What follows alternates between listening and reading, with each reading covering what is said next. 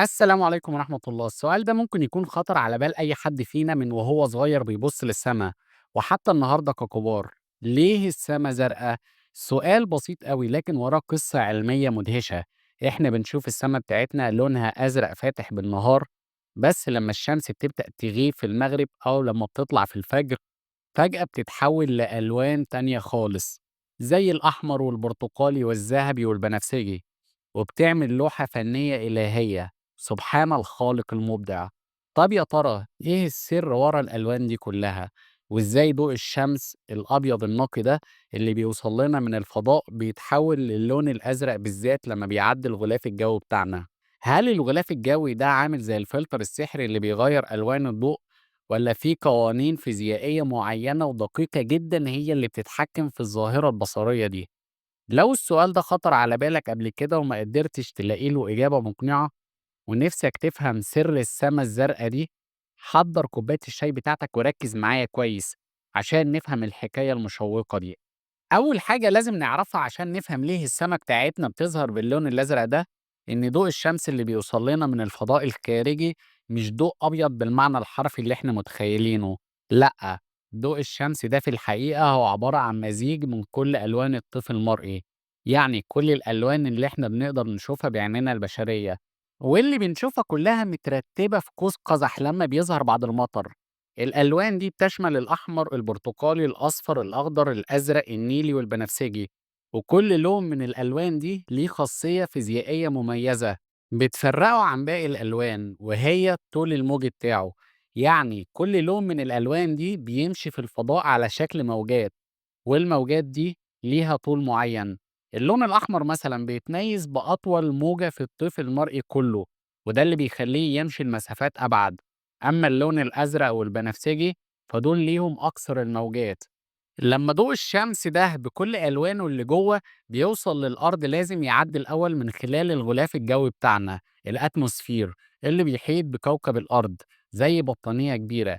الغلاف الجوي ده مش مجرد هوا فاضي زي ما ممكن بعض الناس تفتكر، ده مليان بحاجات كتير قوي ميكروسكوبية إحنا مش بنشوفها بعينينا. أهمها جزيئات غازات صغيرة جدا زي النيتروجين والأكسجين اللي بنتنفسهم، وكمان ذرات غبار دقيقة جدا، وقطرات مية صغيرة قوي لو في رطوبة أو سحاب خفيف. الجزيئات الصغيرة دي على الرغم من حجمها المتناهي هي اللي بتعمل الشغل كله، وبتتحكم بشكل مباشر في لون السما اللي بنشوفه. السر العلمي اللي بيفسر الظاهرة دي بشكل كامل اسمه تبعثر رايلي، رايلي سكاترينج. العالم اللورد رايلي هو اللي اكتشف وقدر يفسر الظاهرة الفيزيائية دي في أواخر القرن التاسع عشر. ببساطة شديدة تبعثر رايلي بيقول إن الأشعة الضوئية اللي ليها أطوال موجية قصيرة زي اللون الأزرق والبنفسجي بتتبعثر وتتشتت وتنحرف عن مسارها الأصلي أكتر بكتير قوي لما بتخبط في الجزيئات الصغيرة اللي حجمها صغير جدا في الغلاف الجوي، مقارنة بالأشعة اللي ليها أطوال موجية طويلة زي اللون الأحمر والبرتقالي والأصفر. تخيل معايا كده إن جزيئات الهواء الصغيرة اللي في الغلاف الجوي دي عاملة زي كور صغيرة جدا أو جزيئات غبار متناهية الصغر. اللون الأزرق موجته قصيرة، فكأنه بيقدر يخبط في الكور الصغيرة دي في كل الاتجاهات ويتشتت وينتشر في كل السماء بسهولة وفعالية أكبر. أما اللون الأحمر اللي موجته طويلة فكأنه بيعدي من بين الكور دي بشكل أسهل بكتير ومن غير ما يتشتت أو ينحرف عن مساره الأصلي كتير. طيب لو اللون الأزرق والبنفسجي هما اللي بيتشتتوا أكتر، ليه السما بتاعتنا مش بنفسجي؟ أو ليه مش مزيج كده من الأزرق والبنفسجي مع بعض؟ ليه هي أزرق صافي كده؟ في سببين مهمين هنا بيلعبوا دور حاسم في الموضوع ده. أولا حساسية العين البشرية، عينينا كبشر بقدرة ربنا حساسة للون الأزرق أكتر بكتير من حساسيتها للون البنفسجي. يعني حتى لو في كمية من الضوء البنفسجي بتتشتت بشكل كبير في الغلاف الجوي وبتوصل لعينينا، احنا بنشوف الأزرق بشكل أوضح وأقوى وأكثر سطوعا. ثانيا كمية الضوء الأزرق في ضوء الشمس، ضوء الشمس الأبيض اللي بيجيلنا من الشمس أصلا بيحتوي على كمية أكبر نسبيا من الضوء الأزرق مقارنة بالبنفسجي. فالنتيجة النهائية من التشتت ده كله مع حساسية عينينا هي إن اللون الأزرق هو اللي بيتشتت في كل الاتجاهات في الغلاف الجوي، وبيوصل لعينينا من كل حتة في السماء اللي بنبص عليها. عشان كده بنشوف السما كلها بلون أزرق ساطع وجميل طول فترة النهار. الموضوع مش بيقف عند كده، ده في ظاهرة تانية بتورينا جمال قوانين الفيزياء. لو فهمت حكاية تباعثر رايلي هتقدر تفهم بسهولة ليه ألوان السما بتتغير بشكل درامي ومدهش عند وقت الشروق في الصباح الباكر والغروب في آخر اليوم، وبتتحول للأحمر الناري والبرتقالي والذهبي اللامع. السر هنا في رحلة الضوء الطويلة. عند الشروق أو الغروب الشمس بتكون قريبة جدا من الأفق، وده معناه إن ضوء الشمس عشان يقدر يوصل لعينيك ويشوفه لازم يعدي مسافة أطول بكتير جوه الغلاف الجوي بتاع الأرض. خلال الرحلة الطويلة والشاقة ديت كل الألوان اللي موجاتها قصيرة زي الأزرق والبنفسجي والأخضر بتكون اتشتتت تماما وبقت بعيدة عن مسار عينك، كأنها خلصت قبل ما توصل لك. اللي بيفضل ويكمل طريقه ويوصل لعينك هما الألوان اللي موجاتها طويلة زي الأحمر والبرتقالي والأصفر، لأنها بتعدي من بين جزيئات الهواء من غير ما تتشتت كتير، فبتوصل لعينك مباشرة وبتخلي السما تبان بالألوان الدافية دي. ووجود الغبار أو التلوث أو جزيئات المية الكبيرة في الهواء ممكن يزود من تشتت الألوان التانية ويخلي ألوان الشروق والغروب تبان أغمق وأجمل وأكتر كثافة، وخصوصا لو في سحاب موجود في السماء. وقتها بيساعد على عكس الألوان دي ويزود المشهد جمال وسحر. ممكن أحيانا كمان نشوف السماء بألوان تانية غير الأزرق، وده برضه ليه تفسير علمي.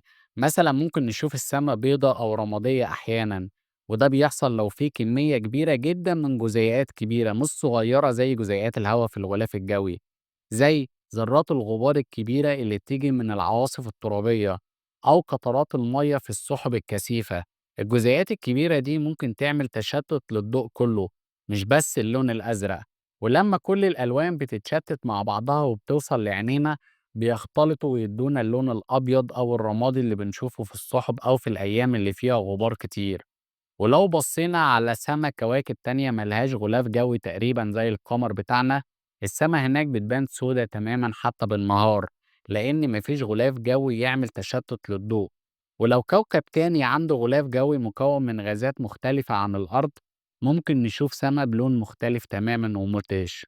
الخلاصة، السما الزرقاء اللي بنشوفها كل يوم دي مش مجرد لون عشوائي أو صوت من الطبيعة، دي إبداع من الخالق سبحانه وتعالى ونتيجة مباشرة لظاهرة فيزيائية اسمها تباعثر رايلي اللي بتخلي ضوء الشمس وخصوصا موجاته القصيرة زي اللون الأزرق يتشتت وينتشر في الغلاف الجوي بتاعنا ويوصل لعينينا من كل الاتجاهات.